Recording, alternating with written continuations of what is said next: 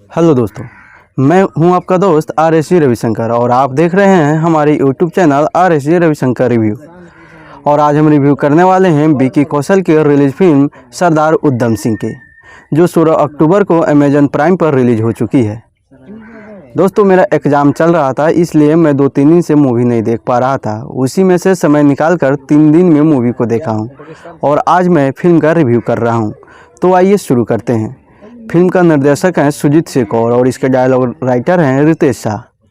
अगर star cast की बात की जाए तो सिर्फ और सिर्फ विकी कौशल ही हैं। कोई भी ऐसा बड़ा नाम नहीं है जो कि आपको फिल्म में देखने को मिलेगा, लेकिन फिर भी सुपरहिट है। अब चलिए थोड़ा सरदार उधम सिंह के बारे में जान लेते हैं। सरदार उधम सिंह का जन्म 1899 में हुआ था। 1901 में उनकी मां की मृत्यु हो जाती है और 1907 में उनके पिता की मृत्यु हो जाता है। उसके बाद से वो अनाथ हो जाते हैं और अपने बड़े भाई के साथ एक अनाथालय में रहने लगते हैं। 17 वर्ष की उम्र में उनके बड़े भाई की मृत्यु हो जाती है। फिर वो भगत सिंह और अन्य क्रांतिकारियों के साथ मिलकर देश आज़ाद कराने लगते हैं। बात है 13 अप्रैल 1919 की, जब जालियांवाला बाग हत्याकांड हुआ था। आधिकारिक अगर ब्रिटिश का बात करें तो 400 से अधिक लोग मरे थे और 1000 से अधिक लोग घायल हुए थे। लेकिन बिना रिकॉर्ड का बात करें, जैसे लोग बातें करते हैं, तो 1000 से अधिक मरे थे और 2000 से अधिक लोग घायल हुए थे। दोस्तों, आपने अभी तक सिर्फ और सिर्फ किताब में ही जालियांवाला बाग हत्याकांड पढ़ा होगा।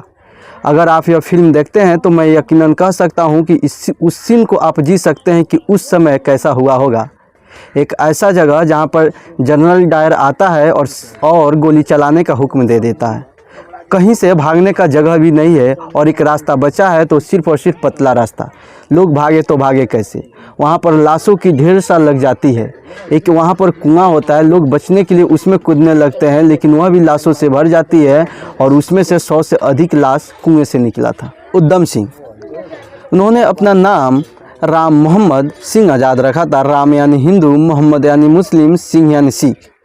वह भारत के सभी धर्मों का यूनिटी यानी एकता दिखाना चाहते थे। मैं आपको अपना बता रहा हूँ कि मैंने अभी तक जहाँ भी बुक पढ़ा तो भगत सिंह के बारे में अवश्य पढ़ा था, लेकिन सरदार उधम सिंह के बारे में मुझे आज तक पढ़ने को नहीं मिला। और शायद मैं पढ़ा नहीं हो या मुझे मिला नहीं हो।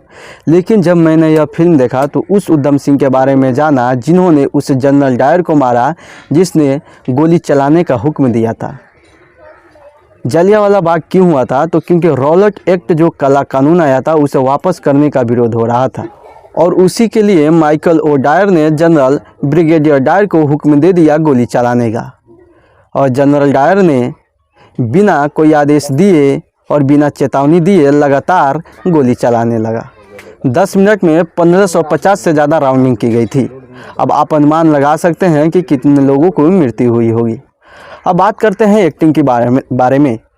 तो विकी कौशल एक ऐसा नाम है जिन्होंने अपने नाम नेशनल अवार्ड हासिल कर चुके हैं। अगर मैं बात करूं तो इस फिल्म के लिए भी विकी कौशल को नेशनल अवार्ड मिलना चाहिए। विकी कौशल एक ऐसे एक्टर हैं कि जब आप इनके परफॉर्मेंस को देखेंगे तो आप ज़मीन से जुड़ जाएंगे।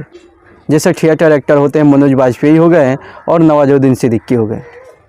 अगर बात की जाए तो उनका जो 20 साल का एज होता है उस किरदार को देखेंगे और जो 40 साल का एज होता है वो जब जाकर जेल में, लंदन के जेल में बंद थे, तब देखेंगे। दोस्तों, ये वैसी फिल्म नहीं है जो आपको शुरू से ही बांध कर रखे, लेकिन हाँ, एक सीन को फिल्माने के लिए दूसरे सीन को 40 से 50 मिनट तक फिल्माया जाता है। मैं कहता हूँ आने वाले समय में या अभी से ही इस फिल्म को फिल्म मेकिंग में सिखाया जाए, जितने भी फिल्म मेकिंग स्कूल है उसमें दिखाया जाए। जालियांवाला बाग हत्याकांड हुआ उस समय उधम सिंह की उम्र 19 साल की थी और वो जब ये सब सीन देखते हैं तो उनकी आत्मा से हिल जाती है। उसी समय वो प्रज्ञा करते हैं यानी प्रण लेते हैं कि इस हुक्म को जो इसको अंजाम दिया जनरल डायर और माइकल ओ डायर दोनों को मारेंगे। लेकिन जनरल डायर की मौत प्राकृतिक मौत हो जाती है और वो मर जाते हैं और बचता है आदेश देने वाला माइकल ओ डायर। फिर 21 साल तक इंतज़ार करते हैं, जैसे जैसे करके 3-4 देशों का भ्रमण करते हैं और फिर लंदन पहुंचते हैं 1934 में। फिर वो दिन आ ही जाता है जिसका उन्होंने 21 साल से ऐसा सपना रखा था कि मैं माइकल ओ डायर को मारूंगा तो मारूंगा। 13 मार्च 1940 को बंदूक छिपाकर मोटी सी किताब में ले जाते हैं और भरी सभा में माइकल ओ डायर को गोली मार देते हैं और माइकल ओ डायर की वहीं मृत्यु हो जाती है। फिर इनको जेल में रखा जाता है और बहुत सारी यातनाएं दी जाती है और प्रश्न की जाती है। इनका एक ही मुद्दा होता है, इनका एक ही संकल्प है कि मैंने संकल्प किया था माइकल ओडायर को मारूंगा तो मारूंगा, और क्यों मारूंगा, तो उसी के चलते जालियांवाला बाग हत्याकांड हुआ था और हमारे देश के बहुत से छोटे छोटे बच्चे, जवान और किसान शहीद हुए थे। लंदन का कोर्ट इन्हें फांसी की सज़ा सुना देता है और इन्हें लंदन में फांसी दी जाती है और 40 साल की मृत्यु में ये भगवान के प्यारे हो जाते हैं।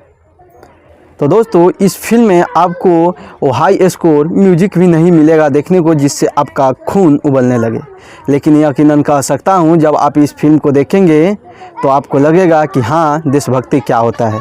हम और आप 20 की उम्र में मोबाइल चला रहे हैं, तो वहीं 20 की उम्र में भगत सिंह और उधम सिंह देश की आज़ादी के लिए अपना सब कुछ न्यौछावर कर रहे थे, लेकिन हम और आप इस बात को भूलते जा रहे हैं। दोस्तों, आप पढ़ने वाले विद्यार्थी हैं या नहीं भी हैं, तो आपको अगर समय मिले तो इस फिल्म को कहीं से भी YouTube पर बहुत सा तरीका है जिसमें बता दिया जाएगा मूवी को कैसे फ्री में डाउनलोड करके देख सकते हैं।